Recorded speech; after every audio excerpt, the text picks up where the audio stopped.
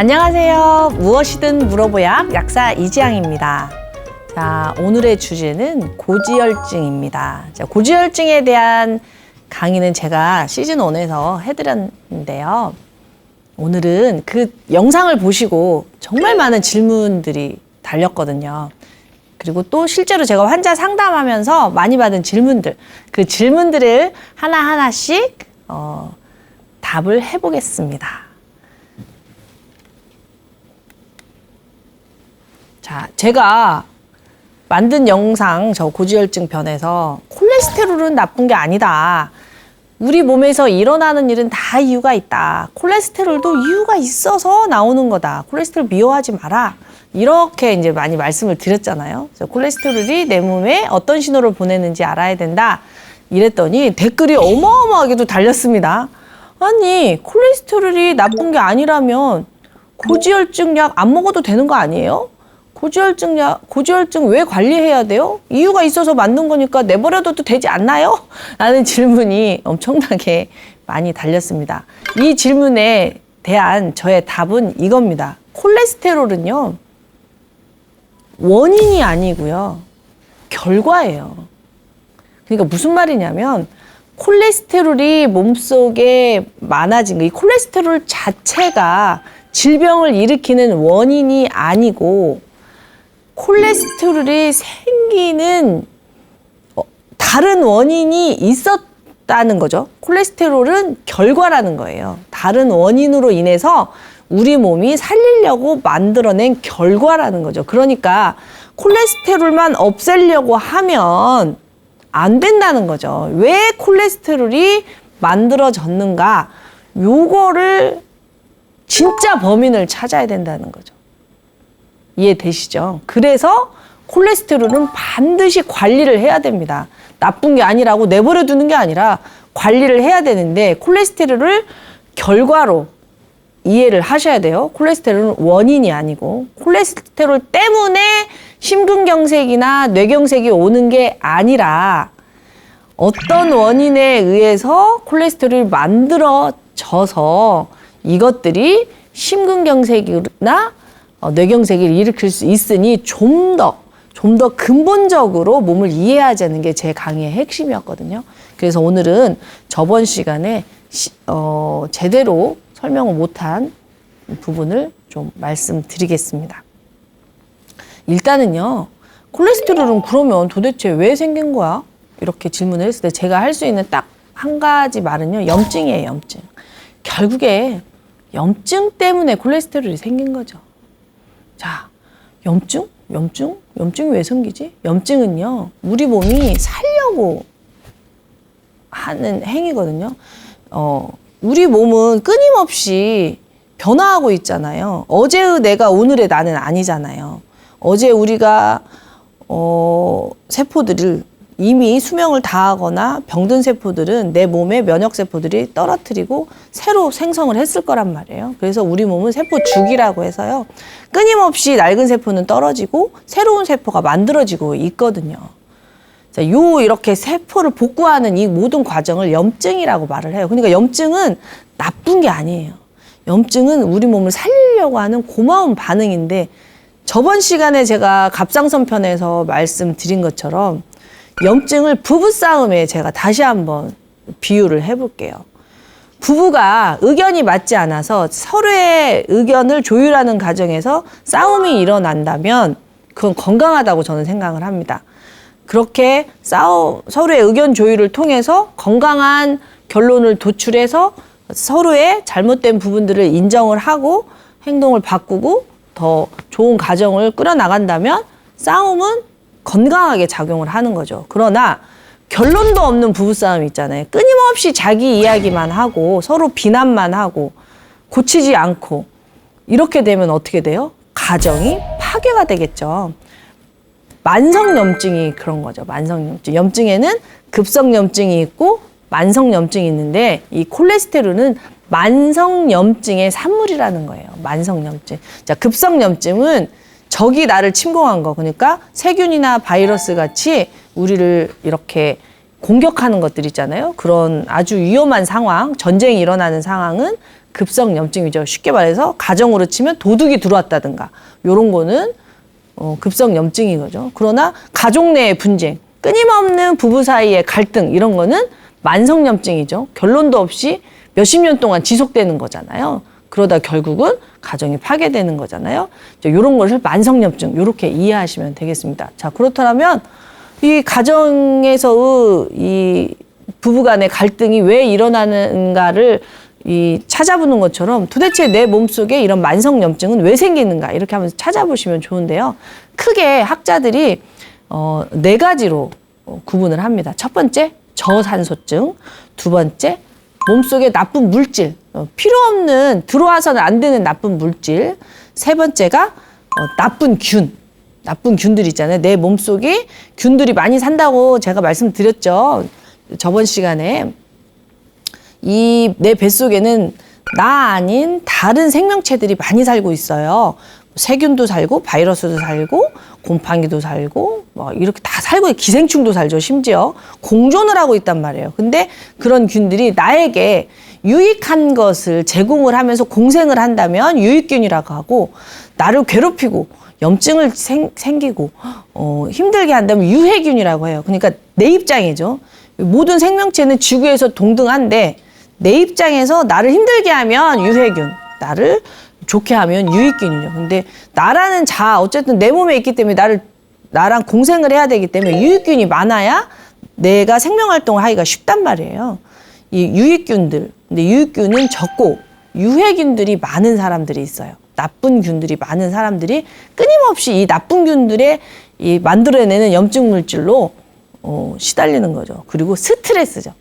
스트레스를 지속적으로 받게 되면 혈관이 수축되고 흥분하죠. 그리고 신경 전달 물질이 교란이 되죠. 자율신경이 균형이 깨지죠. 교감신경은 많아지고 부교감신경은 적어지고 이런 식으로, 그리고 코티솔이 고갈이 되죠. 그래서 만성염증의 주범은 크게 저산소증, 몸속에 들어오는 나쁜 이물질들, 그리고 나쁜 균, 그리고 스트레스, 이렇게 크게 보고 있습니다. 자, 저산소증 좀 들어보셨어요? 저산소증? 이 저산소증을 정말 잘 이해를 하셔야 돼요. 저산소증을 뭐라고 얘기해야 되나? 빈곤이라고 얘기하면 쉬울까요? 인간의 삶에 있어서 빈곤? 학자들이 조사를 해봤는데, 이 경제 있잖아요. 돈이 행복에 영향을 미치는 그걸 조사를 해봤는데 한 30% 정도? 이 30% 정도까지는 돈이 있어야 행복하다고 하더라고요. 근데 30%가 넘어가면 돈하고 행복은 아무 상관도 없다고 하더라고요. 근데 어쨌든 이 행복하려면 경제적으로 안전해야 된다는 거예요. 즉 생존할 수 있는 먹거리는 확보가 돼야 된다는 거죠. 그러니까 이렇게 인간에게 빈곤이 매우 위험한 것처럼 세포들에게도 빈곤이 매우 위험한데, 인간에게는 돈이 빈곤이잖아요. 근데 세포들에게는 저산소증이 빈곤이에요. 빈곤. 그러니까 세포들에게 산소가 공급이 안 되면 세포들은 행복하지가 않아요. 세포들은 염증에 시달려요. 빈곤이 취약계층을 만들고 아이들을 힘들게 하듯이 이 세포들도 저산소증에 노출이 되면 염증이 많이 생기는 거예요. 자, 그럼 저산소증이 왜 생길까? 저산소증, 산소가 세포에 공급이 안 되는 게 저산소증일 거 아니에요. 그럼 산소를 뭐가 운반해요? 산소는 적혈구, 혈액이 운반한단 말이에요. 그래서 혈액이 충분해야 저산소증이 오질 않아요. 혈액이 충분하다. 자, 혈액이 충분하려면 어떻게 해야 돼요? 내가 혈액을 아껴 써야겠죠. 그러니까 쉽게 말해서 저산소증이 어린아이들에겐 잘 안 와요. 젊은이들에겐 잘 안 와요. 즉 콜레스테롤이 젊은 사람들에겐 잘 안 와요.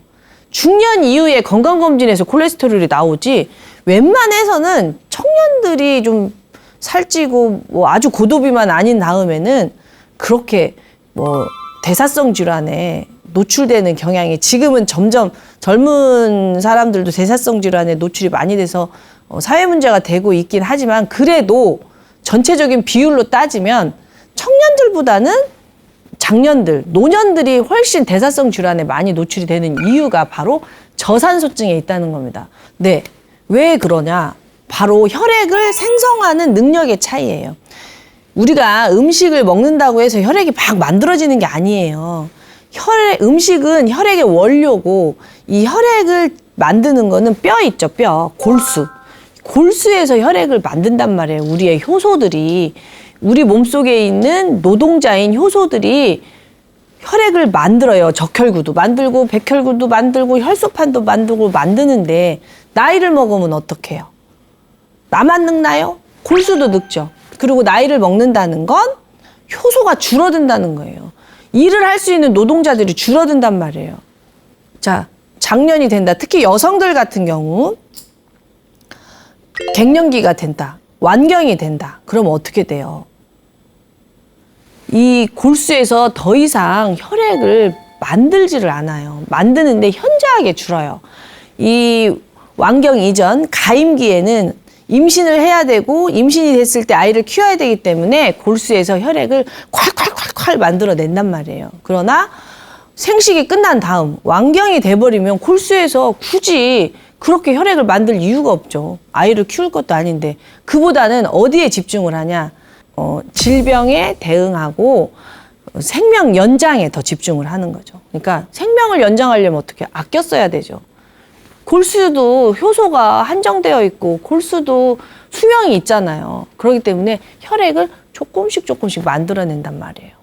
그런데 혈액은 조금인데 현대 사회가 50 이후에 40대 후반부터 뭐 60대까지 70대까지를 장년이라고 본다면 이 장년의 역할이 50년 전하고 같습니까? 아니죠. 저희 어머니는 완경 이후에 할머니가 됐어요. 그러니까 뭐 사회적으로도 할머니가 됐어요. 우리 큰언니가 결혼을 해서 실제로 손녀를 낳았거든요. 그렇지만 저는 지금 우리 어머니 나이에 할머니가 안 됐어요. 우리 아이는 결혼할 생각도 없고 저는 여전히 열심히 일을 하고 있단 말이에요. 즉 무슨 말이냐? 몸은 그대로인데 사회적 환경이 변했어요. 그러니까 저희 어머니보다 제가 하는 일이 더 많을 수 있어요. 저희 어머니는 가정만 돌보고 아이만 돌봤다면 저는 가정도 돌보고 아이도 돌보고 사회적 활동도 하고. 제가 드리고 싶은 말씀이 무슨 말이냐면 지금 나이에 혈액 소모량이 어쩌면 더 훨씬 많을 수 있다 그 말이에요. 그리고 옛날 어머니들은 그 어르신들은 수명이 짧았잖아요. 근데 지금 수명도 길잖아요. 그래서 제 친구들도 보면 이 자식도 아직도 그 보살펴야 될 아이들이 있고 부모님도 수명이 길어놨기 때문에 부모님도 보살펴야 되고 몸도 예쁘고 싶은 욕구도 아직도 강하고 이러다 보니까 혈액 소모량이 굉장히 많더라고요. 자, 그러면 저산소증이 올까요? 안 올까요? 혈액은 부족해졌는데 쓰는 양이 많으면 중요한 곳에 혈액을 먼저 쓰고 우리 몸은 생존을 위해서 혈액을 나눠 쓰거든요. 뇌에서 알아서 이렇게 조절을 해요. 계속 보여드린 뇌하수체 그림 있죠? 시상하부 뇌하수체에서 호르몬 조절을 통해서 혈액을 분배를 하는데 생존에 필요한 조직에 혈액을 보내고 나면 혈액이 톡 떨어지잖아요. 그럼 어때요? 혈액을 못 받는 조직이 생길 거 아니에요. 혈액을 못 받는다? 혈액을 통해서 산소와 영양을 못 받는 거죠. 그러면 그 조직은 만성염증에 시달리는데 왜 그러냐면 혈액을 흘러가려면 혈관이 있어야 되잖아요. 혈액이 없으면 혈관도 사라져요. 실제로 사라집니다. 쓰지 않는 길은 없어져요. 시골에 가면 맹지 있잖아요. 맹지. 없어져 버려요. 그런 것처럼 40대 이후부터 혈관이 사라지기 시작합니다. 40대 중반 이후부터 혈관이 점점 사라지니까 혈관이 없으면 혈액이 안 가서 저산소증이 오는 거죠. 그렇죠. 저산소증이 오면 그 혈압원에서 혈관 설명드렸죠. 혈관은 혈액이 흐르는 혈관 내피도 있고 싸고 있는 탄력성을 유지시키는 중막도 있고 외막도 있고 세 가지 막이라고. 이 혈관 내피에 찌꺼기가 끼면 안 된다고. 근데 이 혈관 내피에 찌꺼기가 끼지 않게 조절하는 세포가 또 있어요. 그거를 혈관 주위 세포라고 해요. 근데 저산소증이 오게 되면 이 혈관을 지키는 마치 그 절의 수문장처럼요. 절을 이 법당에 들어가려면 수문장이 있잖아요. 그런 것처럼 혈액이 혈관으로 흐르려면 혈관을 지켜주는 혈관 주위세포라는 게 또 있거든요. 이 저산소증에 혈관 주위세포가 먼저 죽습니다. 그러면 혈관을 지킬 수가 없어요. 그래서 염증 물질이 쌓이게 되는 거예요. 그리고 그 염증이 생기게 되면 이물질이 쌓이게 되는 거예요. 그럼 이물질이 쌓이게 되면 우리 면역세포들이 또 그 이물질을 없애려고 염증 반응을 일으키게 되는 거죠. 근데 이물질이 계속 쌓이고 저산소증이 계속 오고 이러면 염증이 계속 생기는 거죠. 만성염증. 해결되지 않은 염증들이 지속적으로 이렇게 우리 몸에 생기는 거죠. 이런 만성 염증이 생기게 되면 우리 몸에 어떻게든 해결하려고 하는데 어떻게든 해결하려고 출동한 게 바로 콜레스테롤이라는 거예요. 콜레스테롤을 왜 출동을 하냐? 이 혈관이 손상이 되면 막아야 될 거 아니에요. 혈관이 손상이 되면 어떻게 돼요? 혈액이 새잖아요. 혈액이 새면 우린 죽어요. 그러니까 이 혈관에 있어서 이 손상을 막는 거는 생명에 매우 중요해요. 그래서 이 외부적으로 교통사고를 당하거나 넘어지거나 이렇게 해서 혈관이 손상을 받을 수도 있지만 이 아까 말씀드린 저산소증으로 인해서 만성적으로 혈관이 손상을 받을 수가 있단 말이에요. 그럴 때 그거를 메꾸기 위해서 콜레스테롤이 나오는 거예요. 그거를 복구하려고. 마치 여러분들이 넘어졌을 때 출혈을 막기 위해서 딱지가 생기는 거하고 똑같은 현상이에요. 딱지가. 그러니까 피부에 딱지가 생기듯이 혈관 안에 딱지가 생기는데 그 딱지의 구성물질이 콜레스테롤인 거예요. 근데 콜레스테롤을 자꾸 없애버리면 딱지를 어떻게 만드냐고요. 그럼 혈관의 손상은 어떻게 하냐고요. 그래서 고지혈증 약을 아무리 먹어도 컨디션이 나빠지고 노화를 막지를 못하고 질병을 막지를 못하는 거예요. 고지혈증 약을 복용하는 이유는 그런 만성염증을 막기 위해서 먹는 게 아니에요. 고지혈증 약을 먹는 이유는 혹시 모를 심근경색이나 뇌경색 이런 콜레스테롤들이 막 뭉쳐가지고 혈관을 콱 막아버려서 갑작스럽게 사망을 할까봐 고지혈증 약을 먹는 거지 고지혈증 약을 먹고 있다고 해서 만성염증이 해결이 되는 게 아니기 때문에 고지혈증 약만 먹고 몸의 신호를 무시하고 그냥 사시면 삶의 질이 너무 떨어지는 거예요. 아시겠죠? 그래서 고지혈증은 관리해야 돼요. 고지혈증 약만 먹고 되겠거니 하면 절대 안 된다는 거예요. 고지혈증 약 콜레스테롤이 혈관을 막아서 염증이 생길 수 있어. 급성염증이 생겨서 사망할 수 있어 해가지고 고지혈증 약을 먹는데 이 약도 주기적으로 검사하면서 용량을 조절하면서 드셔야 되는데 많은 분들이 용량 조절을 안 하고 그냥 계속 드신단 말이에요. 그러면 또 저지혈증이 올 수가 있어요. 지나치게 콜레스테롤이 떨어져 버리는 분들도 많이 만나요. 물론 심장병이 있다거나 또는 이렇게 스텐트 삽입을 했다거나 뭐 여러 가지 기저질환이 있으시면 전문가들이 콜레스테롤을 기준보다 매우 낮게 측정을 해요. 그건 그럴 수밖에 없잖아요. 그런 사람이 아니고서는 콜레스테롤이 너무 낮아지면 삶의 질이 너무 떨어지기 때문에 자기가 복용하고 있는 고지혈증 약의 용량을 알고 콜레스테롤이 너무 떨어지지 않게 관리를 하셔야 됩니다. 아셨죠? 또 가장 많이 나오는 질문이 있었어요. 담즙이 잘 나오게 하려면 어떻게 해야 하나요? 이 질문이 이제 계속 달렸죠. 그러면 자, 담즙이 어떻게 구성되어 있는지를 알면 되겠죠? 담즙은요, 담즙산, 빌리루빈, 콜레스테롤, 레시틴, 중탄산 이온, 또 기타 수용성 물질 이런 걸로 구성된 알칼리성 액체입니다. 이 pH가 굉장히 중요해요. 우리 몸에는 위산은 강산이잖아요. 위산은 강산인데 이 위산을 중화해줘요. 담즙이 알칼리성이라서. 그래서 담즙이 잘 나와야 위산 중화가 잘 돼요. 담즙이 잘 나오지 않으면 이 중화가 안 돼가지고 위염이라든가 뭐 십이지장 궤양이라든가 뭐 여러 가지 질환에 또 시달릴 수가 있는 거죠. 여하튼 이 담즙이 잘 나오려면 이 담즙산도 잘 만들어져야 되고 빌리루빈도 잘 만들어져야 되고 콜레스테롤도 잘 만들어져야 되고 레시틴, 중탄산 이런 것들이 다 이렇게 잘 만들어져야 됩니다. 여기서 중요한 게 이제 담즙산이에요. 담즙산이 우리 몸속에서 하는 일이 엄청 많거든요. 근데 이 담즙산도 우리 몸에 콜레스테롤을 원료로 만들어져요. 그리고 빌리루빈이 뭐냐면 적혈구의 찌꺼기예요. 빌리루빈이.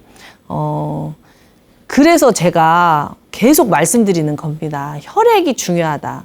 우리 몸은 혈액을 먹고 산다. 혈액의 총량이 중요하다. 빈혈만 중요한 게 아니라 내 몸이 내가 쓰는 혈액과 내가 만드는 혈액의 균형이 맞아야 되는데 자기 객관화를 해야 되는 거예요. 내가 젊지 않으면 내가 만드는 혈액이 적구나. 이렇게 생각을 하시고 쓰는 혈액도 줄여야 되는데 자기 객관화가 안 되면 내가 이겨낼 수 있어 하고 하다가 질병이 오는 거거든요. 그러니까 적혈구, 우리 몸에 이 적혈구가 쓰임을 다 하잖아요. 그러면 이 자동차가 오래되면은 폐차를 하면 바퀴 떼고 본체 떼고 해서 이제 이렇게 고철로 쓰이잖아요. 중요한 또 재활용 자원이 되듯이 적혈구가 쓰임이 다 되잖아요. 그러면 적혈구를 바퀴 떼고 본체 떼고 해서 나오는 게 빌리루빈이라는 물질이에요. 비장에서 해요. 그 비장에서 이 적혈구를 다 손질을 해가지고 빌리루빈으로 만들어서 간에다가 보내줘요. 그러면 그 빌리루빈이 있어야 또 담즙이 만들어져요. 그러니까 우리 몸은 이렇게 순환이 돼야 되는 거죠. 순환이. 만약에 그러면 적혈구가 부족하면 빈혈이 있으면 담즙이 잘 나올까요? 안 나오겠죠. 그렇잖아요. 혈액이 부족하면 빌리루빈이 잘 만들어질까요? 안 나오겠죠. 그러니까 이 담즙이 잘 나오려면 혈액부터 채워야 되는 거예요. 혈액이 충분해야 되는 거예요. 그 비장 기능이 좋아야 되는 거예요. 비장이라는 그 장기가 있는데 비장이 뭐냐면 제가 림프에서도 말씀을 드렸는데 림프의 가장 중요한 기관입니다. 이 비장은 참 재미있는 기관인데요. 상수도이기도 하고 하수도이기도 해요. 그러니까 혈관은 혈액을 실어 나르는 상수도, 림프관은 찌꺼기를 실어 나르는 하수도 제가 이렇게 표현을 했잖아요. 근데 비장은 두 가지 역할을 다 해요. 그래서 비장이 튼튼해야 결국에는 간도 튼튼해지는 거예요. 간이 튼튼해야 또 비장이 또 튼튼해지겠죠. 서로 우리 몸은요, 원웨이, 한 방향만은 없어요. 항상 이렇게 순환구조예요, 순환구조. 서로 잘해야 돼요. 인간관계도 그렇잖아요. 한 사람만 잘해서는 안 되잖아요. 같이 잘해야 되잖아요. 그래서 몸의 원리나 사는 원리나 똑같더라고요. 그래서 담즙산, 빌리루빈, 콜레스테롤. 그 담즙이 잘 나오게 하려면 콜레스테롤이 있어야 되기 때문에 이 콜레스테롤 자체가 나쁜 게 아니라는 거죠. 그리고 레시틴이 있기 때문에 담즙이 비누화 반응을 할 수가 있어요. 물과 기름을 섞이게 할 수가 있는 거죠. 그래서 레시틴도 있어야 되고 또 여기에 중탄산 이온이 있어야 되는데요. 이 중탄산 이온은 우리 몸에 적당한 소금이 있을 때 만들어집니다. NaCl과 H2O, 이산화탄소가 우리 몸에 자원으로 있을 때 염산, 위산도 만들어지고 중탄산 나트륨이 만들어지거든요. 그러니까 중탄산 나트륨이 우리 몸속에서 잘 만들어지려면 지나친 저염식을 해서는 또 안 됩니다. 결국에는 몸이 다 연결되어 있기 때문이죠. 그래서 너무 지나치게 저염식을 하게 되면 위산도 안 만들어지지만 중탄산 나트륨도 안 만들어져서 담즙이 줄어들게 돼 있는 거예요. 자, 이제 아시겠죠? 그래서 담즙이 잘 나오게 하려면 이렇게 많은 협업이 필요하답니다. 그래서 제가 담즙 얘기를 하니까 또 댓글이 이런 게 또 많이 달렸어요. UDCA 상품명으로 우르땡이 있거든요. 약국에서 피로는 간 때문이야 하는 그 마케팅으로 많이 알려져 있는 제품이 있어요. 우르땡인데요. 그 제품 UDCA 이게 콜레스테롤에 도움이 되나요? 그 우르땡 먹으면 콜레스테롤 없어지나요? 라고 질문이 또 어마어마하게 달렸더라고요. 이 UDCA 우르땡은요, 우르소 대속식 콜릭 액시드라고 불려요. 그러니까 일종의 아까 제가 담즙에 담즙산이 필요합니다라고 말씀드렸잖아요. 이 담즙산의 일종이에요. 담즙산을 포함한 게 담즙이에요. 담즙산하고 담즙은 달라요. 담즙은 미역국이고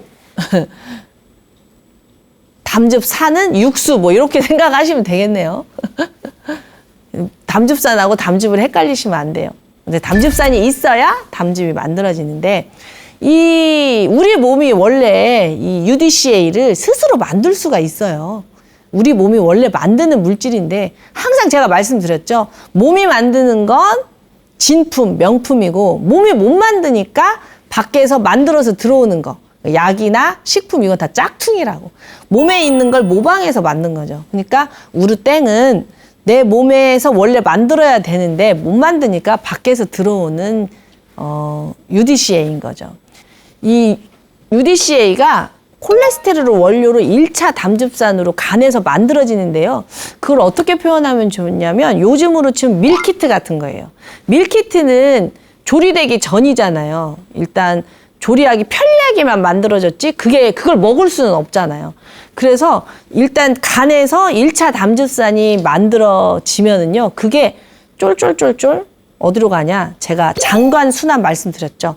장하고 간이 끊임없이 순환하고 있다. 우리 몸에서는 담즙이 하루에 1에서 1.5리터 정도 어마어마하게 만들어진다 이렇게 말씀을 드렸잖아요. 그 담즙을 우리 몸은 아껴 쓰려고 또 순환을 시키는 거고요. 1차 담즙산, 밀키트 같은 담즙산이 만들어지면 그게 쫄쫄쫄쫄 소장으로 갑니다. 밀키트 시키면 집으로 오잖아요. 그러면 우리 집에서 그거 요리하면 음식이 되잖아요. 그런 것처럼 이 1차 담즙산이 소장으로 가면 거기에 있는 미생물들, 어떤 미생물들이요? 우리 몸속에 우리를 도와주는 유익균들이 있어야 돼요. 나쁜 균 말고, 우리에게 도움을 안 주는 유해균 말고 나에게 도움을 주는 좋은 유산균들이 많잖아요. 그러면 이 좋은 균들이 그걸 조리를 해요. 조리를 해. 그래서 그 미생물들에 의해서 우리 몸에서 필요한 2차 담즙산이 만들어져요. 2차 담즙산. 이게 바로 UDCA예요. UDCA. 이 UDCA는 조리가 된 거, 즉 먹을 수 있는 그런 담즙산. 그래서 수용성이에요. 수용성. 근데 이 담즙산이요, 다 수용성만 있는 게 아니고 좋은 것만 있는 건 아니에요. 수용성을 우리가 좀 담즙을 이렇게 뭉치게 안 하고 담즙을 풀어지게 하고 흐르게 하기 때문에 좋게 보지만 뭐 DCA, LCA, UDCA 말고 이런 또 소수성을 가진 담즙산도 있어요. 이 비율이 중요해요. 소수성 담즙산이 나쁘냐 하면 또 그것도 아니거든요. 이 소수성 담즙산이 또 있어야 간에 그 필요 없는 물질들 있잖아요. 또 생명을 다한 낡은 그 세포들을 세포 자살을 유도할 수가 있어요. 그러니까 소수성 담즙산도 역할을 해요. 근데 지나치게 많으면 안 되잖아요. 그러니까 뱃속에 유해균도 나쁜 역할만 하진 않아요. 유해균이 적당히 있어야 유익균들도 건강한 그 대사를 하거든요. 이 물고기를 서울로 운반을 하려고 할 때 천적을 넣어야만이 건강하게 간다고 하더라고요. 마찬가지로 친수성 담즙산, 이 친수성 담즙산 UDCA만 좋은 게 아니라 소수성 담즙산도 중요한데 문제는 비율이죠. 비율. 항상 그렇잖아요. 교감신경, 부교감신경 비율. 이런 것처럼 유해균과 유익균의 비율. 이 소수성 담즙산과 이 친수성 담즙산의 비율이 중요한데 현대인들은 이 나쁜 음식 먹고 림프 막혀 있고 막 여러 가지 이유로 소수성이 많은 거예요. 그러면 간을 지나치게 자극하고 간세포를 파괴하겠죠. 그래서 일부러 밖에서 넣어주는 거예요. 이 우르땡을 먹게 되면 친수성 담즙산 UDCA가 많아지겠죠. 그게 UDCA니까 담즙에서 친수성과 수용성의 비율을 조절을 해주기 때문에 담즙 분비를 원활하게 해주는 거죠. 그런데 생각을 해보세요. 제가 늘 말씀드리잖아요. 내 몸이 스스로 할 수 있어야 된다. 자꾸 밖에서 들어오면 몸이 안 해버린다. 그러니까 이 피로회복제로 많이 알려진 이 우르땡은 마중물처럼 사용을 해야 돼요. 몸이 너무 안 좋을 때 들어가서 좀 부드럽게 해주면 좋잖아요. 마중물처럼 사용해야 되지 요걸로만 담즙을 자꾸 만들어내 버릇하면 안 되죠. 내 몸이 스스로 할 수가 없잖아요. 그래서 이 우르땡이 일반 의약품으로도 팔리지만 피로회복제로도 팔리지만 간이 안 좋으신 분들에겐 전문의약품으로 처방이 되기도 합니다. 그리고 이미 담석이 있는 사람 있잖아요. 이미 담석이 있는 사람이 이 우르땡을 뭐 전문가하고 상담 없이 그냥 계속 먹게 되면 이 담석 배출을 오히려 자극을 해가지고 굉장히 아플 수가 있거든요. 그럴 때는 얼른 병원에 가보셔야 됩니다. 그러니까 습관적으로 어떤 제품을 본인의 판단으로 계속 드시면 안 돼요. 뭐든지 그 때가 있거든요. 포지션이 있고. 그래서 우르땡은 약국에서 저도 많이 권해드리고 많이 판매는 하고 있지만 장복하라고는 하지 않거든요. 그 장복해야 되실 분은 병원으로 가셔서 전문가하고 상담해서 드셔야 되고 가볍게 많이 이렇게 뭐 술을 드셨거나 피곤한 날 가볍게 드시는 정말 그야말로 이렇게 도구로서 활용하시면 좋을 것 같습니다. 우르땡이 콜레스테롤을 없애줄 수는 없습니다. 예, 우르땡 콜레스테롤이 높다고 해서 어떤 분이 이런 댓글 달아서 제가 높아심에서 드리는 거예요. 고지혈증 약 끊고 우르땡 먹으면 될까요? 안 됩니다. 자, 또 이런 질문도 있었어요. 스트레스를 받으면 오른쪽 옆구리가 너무 아파요. 그런데 병원에 갔더니 고지혈증 진단을 받았어요. 이 오른쪽 옆구리 아픈 거하고 고지혈증 진단하고 무슨 관계가 있을까요? 물론 다 그렇진 않은데 이분의 질문이 그랬어요. 그래서 저는 이렇게 말씀을 드렸죠. 이 담즙이 이 소장으로 나갈 때요. 관략근의 조절을 받아요. 관략근이 뭐예요? 오므려졌다, 펴졌다. 대표적인 게 항문 관략근이잖아요. 관략근이 확 벌어져 있으면 어떻게 해요? 우리 절대 살 수가 없겠죠. 필요할 때 열리고 평소에는 닫혀져 있어야 우리가 인간적으로 살 수가 있지. 항문이 회 열려져 있으면 안 되잖아요. 마찬가지로 담즙도 이 항문 관략근 같이 오디 관략근에 꽉 조여져 있어요. 언제 나오냐? 음식 먹을 때. 음식 먹을 때 착 나오는데, 자, 스트레스를 막 받아요. 우리가 막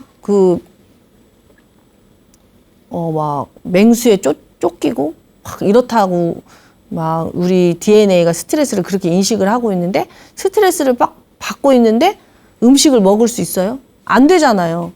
그래서 스트레스를 받으면 오디 관략근이 꽉 뭉쳐서 안 열려요.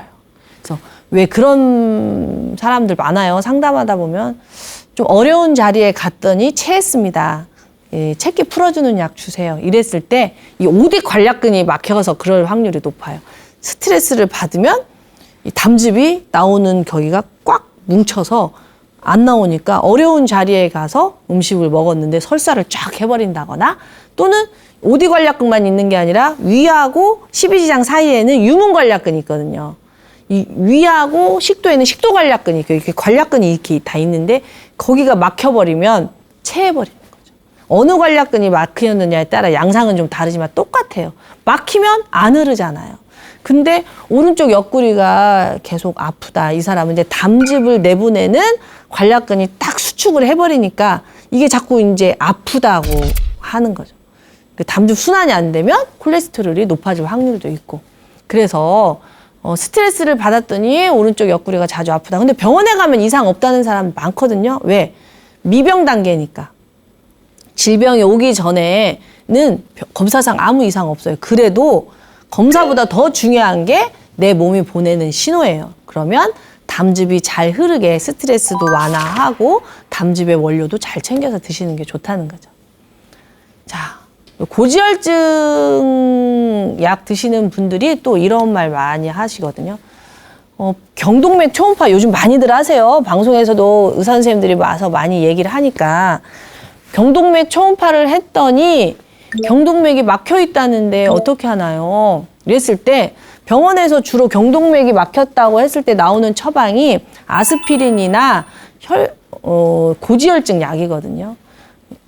그런데 고지혈증 약이나 아스피린을 열심히 먹고 그 다음에 1년 동안 열심히 먹고 병원에 갔는데도 여전히 막혀 있다. 이런 그 검진 결과를 가지고 굉장히 절망해서 찾아오세요. 동맥이 막히면 안 되잖아요. 지금 우리가 경동맥이 막혔을 때 스타틴을 이 고지혈증 약을 처방하는 이유가 이 콜레스테롤이 더 이 동맥 경화를 악화시킬까봐 이제 콜레스테롤의 수치가 고지혈증 수치가 높지 않더라도 경동맥이 막혀 있으면 스타틴 처방 대상이 되는 거거든요.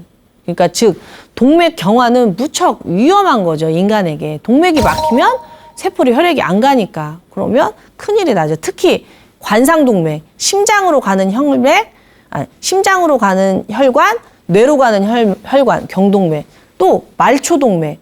이 심장, 뇌 빼고 또 이렇게 온몸으로 가는 동맥이 있을 거 아니에요. 말초동맥. 이게 지금 막혔다는데, 자, 그러면 뭐가 막혔을까? 여러분들, 이 동맥경화, 즉, 염증, 만성 염증으로 인한 그 콜레스테롤의 침착은 스타틴을 먹어서 많이 좋아지세요. 근데 경동맥이 콜레스테롤하고 상관없이 다른 이유로 막히는 경우도 있거든요. 바로 석회화입니다. 석회화. 경동맥의 석회화는 스타틴이나 아스피린하고 상관이 없어요. 그러니까 그런 걸 드셔도 효과를 못 보는 거예요. 석회화는 뭐냐면요. 뼈에 있을 칼슘이 혈관에 와서 침착하는 거예요. 왜 뼈에 있을 칼슘이 혈관에 와서 침착을 할까요? 그건 바로 교감신경 흥분 때문이에요. 교감신경이 흥분을 하면 뇌로 가는 혈류가 많아져야 되잖아요. 뇌는 끊임없이 살아남아야 되니까 생각을 막 해야 되고, 생각을 할 때 신경 전달 물질이 나와야 되고, 신경 전달 물질이 나오려면 칼슘이 수축을 해줘야 되거든요. 그리고 혈액을 끌어올리려면 혈관이 수축을 해야 되는데, 혈관이 수축을 할 때 또 칼슘이 필요해요. 여하튼 교감신경이 흥분을 하게 되면 대사가 빨라지고, 대사가 빨라진다는 건 근육이 수축하고 혈관이 수축하고 신경 전달 물질이 짜지고 이러는 과정인데, 이 모든 과정에 칼슘이 필요하단 말이에요. 이 칼슘이, 뼈에 있을 칼슘이 여기로 다 나와버리면 일단 생존을 위해서 살아남아야 되니까 칼슘의 역할은 다 했는데, 칼슘을 쓰고 제자리로 돌아가야 돼요. 세포 안에서 세포 밖으로 나가줘야 되는데, 세포 안에서 일을 다 하고 쥐어짜고 나갈 때 필요한 게 마그네슘, 이런 물질이 필요해요. 마그네슘뿐만이 아니라 또 여러 가지 협력하는 효소들이 필요한데, 이건 부족해. 일단 급한 불을 끄고 처리를 못하니까 쌓여버리는 거예요. 특히나 골다공증 때문에 칼슘제를 열심히 먹었는데 이 동맥경화, 관상동맥이 막히거나 경동맥이 막히거나 말초동맥이 막혔다라고 억울해하시는 분들 많은데, 요즘 많이 밝혀져 있죠. 칼슘이 이 수축을 하고 뼈로 다시 제자리로 가려면 비타민 K가 꼭 필요하거든요. 근데 비타민 K 없이 칼슘만 먹게 되면 어떻게 돼요? 제자리로 못 돌아가고 그 자리에 있는 거예요. 청소를 하고 청소 도구를 제자리에다 안 갖다 놓고 그냥 그 자리에 너무 지저분한 듯이 칼슘이 제자리로 안 가고 동맥에 쌓여서 석회화가 일어나니까, 이 나이가 드시면 칼슘이 정말 필요해요. 뼈 때문에. 근데 칼슘제만 드시지 말고 마그네슘도 드시고요. 비타민 K도. 또 그리고 칼슘이나 이런 미네랄의 흡수를 도는 비타민 D. 이것들이 요즘은요 복합제로 나와요. 복합제로. 뭐 칼슘 따로 먹고 마그네슘 따로 먹고 K 따로 먹고 비타민 D 따로 먹고 하려면 너무 바쁘잖아요. 그러니까 비빔밥으로 나오는 제품이 있으니까 그런 거 약사님들하고 상의해서 드시면 이 석회화를 많이 막을 수가 있답니다. 호모시스테인 수치 검사 많이 하시더라고요. 옛날에는요 호모시스테인이 뭔지 잘 몰랐었어요. 단백질이요. 비타민 B군 중에 비타민 B6, 비타민 B9, 비타민 B12, 비타민 6, 9, 10이라고 있거든요. 단백질이 우리 몸의 구성물질을 근육도 만들고 호르몬도 만들고 항체도 만들고 너무너무 필요하잖아요. 이 단백질이 쓰임이 다 하면 뭐든지 쓰임이 다 하면 찌꺼기가 남잖아요.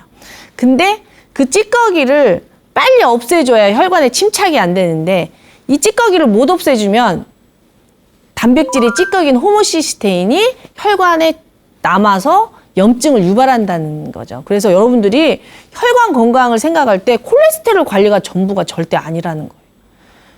고지혈증 약만 먹고 있다고 해서 우리가 동맥경화에 안심을 할 수가 없어요. 호모시스테인 관리도 해줘야 돼요. 비타민 6, 9, 12가 어디에 들어있어요? 식물, 야채, 과일에 많이 들어있어요. 그러니까 근데 단백질은 어디에 많이 들어있어요? 동물성 식품에 많이 들어있잖아요. 그러니까 결국은 골고루 먹어라. 야채팔, 단백질이. 그러니까 삼겹살이나 보쌈 드실 때 꼭 쌈을 싸서 드시기 바랍니다. 네, 그래서 호모시스테인 검사도 해보시면 좋을 것 같습니다. 또 식이요법도 하고 운동도 열심히 했는데 중성지방이 떨어지질 않아요? 라는 질문도 되게 많이 들어왔거든요. 근데 중성지방을요, 꼭 살이 찐 사람, 비만인 사람만 중성지방이 있질 않아요. 아시잖아요. 근데 그 내장지방이기 때문에 이 만성 염증 물질로 우리가 중성지방을 되게 잘 관리를 해야 되잖아요. 그래서 마른 비만이 또 중성지방이 위험해서 이분 같은 경우 정말 열심히 음식도 조심하고 운동도 했는데 왜 중성지방이 안 떨어지냐는 질문인데요. 이 중성지방이요, 우리 몸에 스트레스 상황일 때 몸이 살려고 막 찍어내는 경향이 있어요. 예를 들어서 감기만 걸려도, 코로나에 걸려도 중성지방이 막 많아져요. 그러니까 식이요법과 운동만이 답이 아니고 면역세포도 같이 봐줘야 되는 거예요. 내 몸에 염증 물질이 많고, 아까 말씀드린 만성염증이라든가 급성염증이 많아지면 우리 몸이 살려고, 싸우려면 총알이 필요하잖아요. 근데 우리 몸에서 면역세포들이 중성지방을 막 달라고 원하는 거예요. 왜냐하면 총알이니까. 지방이 오래 타요. 포도당이 오래 타요. 지방이 오래 타잖아요. 지방이 생존에 매우 유리하기 때문에 우리 몸이 이 생존에 불리하다고 생각하면 중성지방을 살려고 막 찍어내요. 면역도 면역이지만 스트레스 상황에서도 많이 찍어내요. 그러니까 식이요법과 운동만이 답이 아니고 스트레스, 면역 이 부분도 다 보셔야 됩니다. 자, 또 이런 질문도 있었어요. 갑상선 약, 고지혈증 약, 여성 호르몬제를 다 복용을 하고 있는데도 너무너무 힘들어요. 안 아픈 곳이 없어요. 걸어다니는 종합병원이에요 라는 표현을 하신 분이 있었거든요. 이제 제 강의를 열심히 따라오신 분들은 왜 그런지 아실 거예요. 그렇죠? 여성 호르몬제를 복용을 하는 때가 언제예요? 바로 갱년기 이후잖아요. 갱년기 이후에 여성 호르몬이 안 만들어지니까 콜레스테롤이 재고로 처지고, 재고로 처지니까 고지혈증이 오고, 또 여성 호르몬이 안 만들어지니까 여성성이 떨어지고 땀이 나고 막 불면에 시달리고 하니까 여성 호르몬제를 처방을 받아서 먹었는데, 여성 호르몬제를 먹으니까 에스트로겐이 많아지면서 에스트로겐의 영향으로 갑상선이 저하가 되고, 이 갑상선, 고지혈, 여성 호르몬 이 사이클이 연결이 돼 있기 때문이에요. 자, 그렇다면 이렇게 갑상선 약으로 호르몬을 보충하고 고지혈로 콜레스테롤을 없애고 여성 호르몬으로 호르몬 균형을 맞추고, 이것은 이제 급한 불만 끄는 거고, 궁극적으로는 제가 계속 말씀드린 대로 만성 염증을 없애고 혈액을 채우고 호르몬 균형을 맞춰주셔야 돼요. 스트레스 관리하시고. 좀 힘들 수 있어요. 사실 약 먹는 게 제일 간단하잖아요. 작은 알약 몇 개 먹으면 수치는 딱 떨어지지만 수치 밑으로 모든 증상이 숨어버리고 삶의 질이 너무 떨어지니까 힘들어도 내 몸이 스스로 호르몬 조절할 수 있도록 노력하시면서 약은 하나씩 하나씩 줄여나가는 방향으로 몸 관리를 하시면, 마음 관리를 하시면 좋겠습니다. 혈관 건강을 가장 위협하는 것은 첫째도 나이, 둘째도 나이, 셋째도 나이입니다.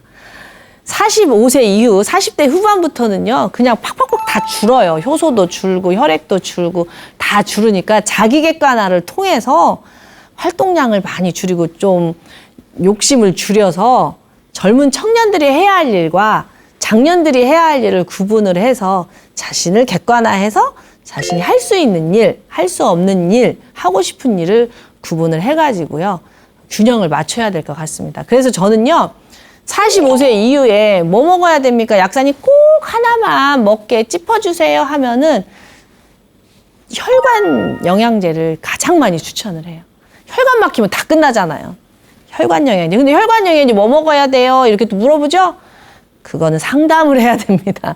가까운 약국에 가셔서 자기 상황, 장이 나쁜지, 간이 안 좋은지, 스트레스 상황인지 이런 거 다 면밀히 따져봐서 나에게 가장 좋은 혈관 영양제를 찾으세요. 굉장히 제품이 많잖아요. 가성비가 좋은 거, 싸고 좋은 거 이건 없고요. 나한테 맞는 게, 내가 먹어서 효과 있는 게 가장 가성비가 좋은 거기 때문에 우리는 전문가가 아니라서 몸을 잘 모르잖아요. 그러니까 전문가하고 상담하셔서 구입을 하시는 게 가장 가성비가 좋습니다. 또 콜레스테롤에 식이섬유가 도움이 되나요? 라는 질문 들어왔는데요. 너무너무 도움되죠. 어떤 식이섬유? 수용성 식이섬유죠. 수용성 식이섬유하고 불용성 식이섬유가 있는데요. 수용성 식이섬유가 콜레스테롤을 끌고 몸 밖으로 나갑니다. 수용성이라는 건 점액성이에요. 아이들이 가지고 노는 젤리 같은 거 있죠. 또는 액체 괴물 같은 이렇게 말랑말랑한 젤리, 묵같이라고 묵 같은 건가? 이렇게 수용성이니까 그렇게 몸에서 녹는 그런 식이섬유를 많이 드시면 콜레스테롤을 자꾸 몸 밖으로 갖고 나가니까 콜레스테롤 조절에 굉장히 도움이 되죠. 과일, 해조류, 버섯, 귀리, 콩 뭐 이런 거죠. 그런데 어떤 분들은 열심히 식이섬유를 먹었는데도 콜레스테롤 조절도 안 되고요. 변비만 심해졌어요. 이런 분들이 있거든요. 당연히 그럴 수 있어요. 몸에서 녹지 않는 그 식이섬유 있거든요. 불용성 식이섬유는요.